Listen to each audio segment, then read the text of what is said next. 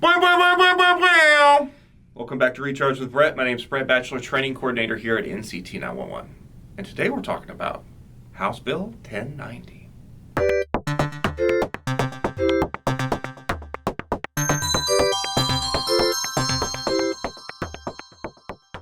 On September 1st of 2019, House Bill 1090 was signed into effect. The great state of Texas reclassified telecommunicators as first responders. Our 3-year anniversary. We were finally recognized in the same category as fire, police, and EMS. This was such an important distinction. Previously, we were under the same category as clerical workers.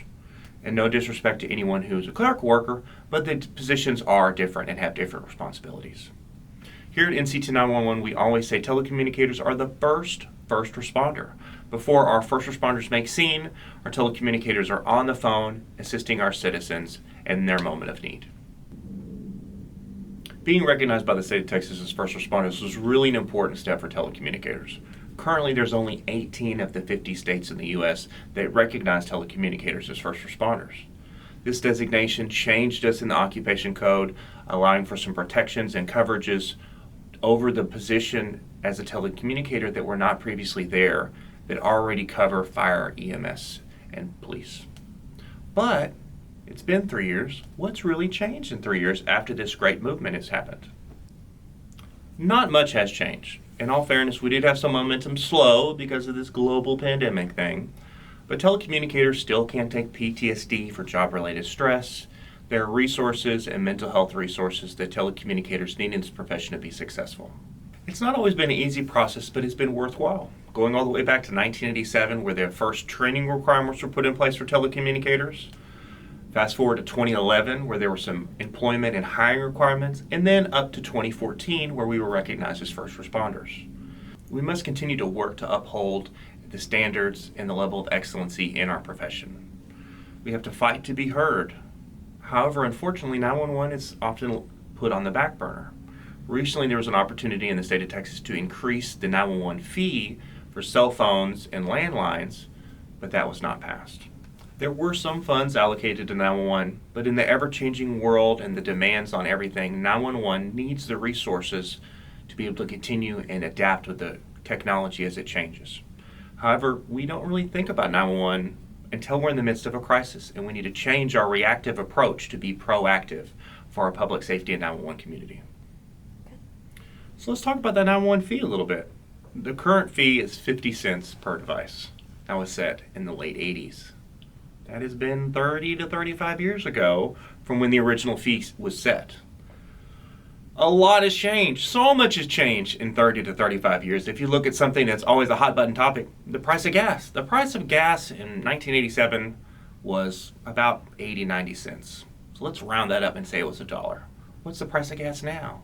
Well, recently it's been up to $5 a gallon, but it's right now in Texas hanging around $3. So that price is increased threefold.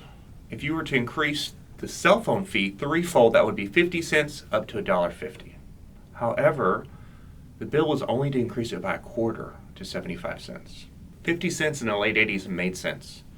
Everyone was calling from landlines. There was not that many calls. But you got to think about all the resources we have available today. All the data feeds, all the cell phones, all the information, the Ring doorbells, the Simply Safes, all these additional resources and information that are being fed into 911. We need to be able to update and keep up with the technology. Something we always hear in our profession is, why can't 911 find us? If Uber can find me, if all these other things can find me, why can't we find them? Well, it's because we're behind the times. We have technology based on prices from the 80s. If you think about it, police officers are not still carrying revolvers. They're still not driving 1980s squad cars. Officers, fire trucks, EMS look sharp, the top of the line stuff. However, if you went into some of your call centers, you'd be surprised to see how antiquated the technology is. But sadly, people don't realize kind of the deficit that telecommunicators are in. The community is not aware of these shortcomings, and that's not anyone's fault but our own. We need to be able to advocate for ourselves. We need more representation in the government in those areas to be able to uplift 911. You think, well, I'm not a 911 dispatcher. Why do I care if it's more money? Well, The better 911, the better service we can provide. Be able to have better technology, upgrade our technology to get to the level that we have that Uber technology, all these other features to be able to locate you, get all that information at your fingertips to save lives and make a difference. In order for us to make a change, we have to reach out and have our voice heard. I challenge every person, all telecommunicators, everybody in your community, become involved in politics and become involved with your representatives. Know what's happening in the world.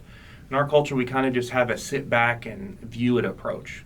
Reach out to your representatives. Google who's your representative in your area. Reach out to them. Tell them, hey, what's going on with my 911 fee increase? What telecommunicators are being represented? Those things are important. We're not able to get the resources we need because people don't know that we need them. We need to be out there and be a voice heard. The better resources we have, the better we can serve our community. You know, the field of being a telecommunicator, the field of public service, is a career of service. No one joins this field for accolades or recognition or praise or even good schedules. It's because we have a passion to serve and help our community. And I really do appreciate the state of Texas recognizes us as first responders. But let's not stop there. We've got a long journey, and I'm ready to go. Are you ready to go with us? So today we talked about being a first responder. We're going to switch gears, check out our energy drink, pop the top, and give it a taste.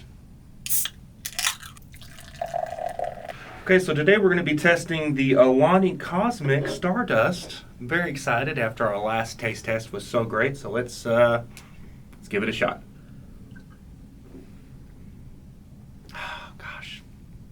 It's really good. Oh my gosh, it's really good. I am blown away. Guys. Alani, straight bangers. Okay, so Alani, for those that, the can is cool. Really, that was why I picked it up. It's got a little spaceship in outer space. The can design, really good. We're gonna give it a 5 out of 5. The flavor, it's so good. It's also a 5 out of 5. It's kind of got a sweetness. It kind of makes me think of like Pez. Almost like a Pez sweetness. It is delicious. The energy output, 200 milligrams, it's going to get you going. We're going to give it 4 out of 5. So really, really a great beverage. Like we talked about before, available at Target. This is going to be a new Recharge with Bret favorite. The Alani is man, it smacks. It's so good.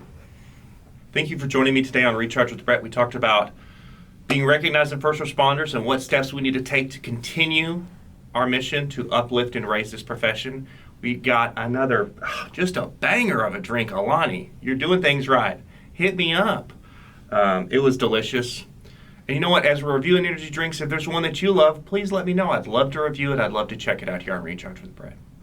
Remember to subscribe to our training newsletter, nct911.org/training. And until next time, stay charged.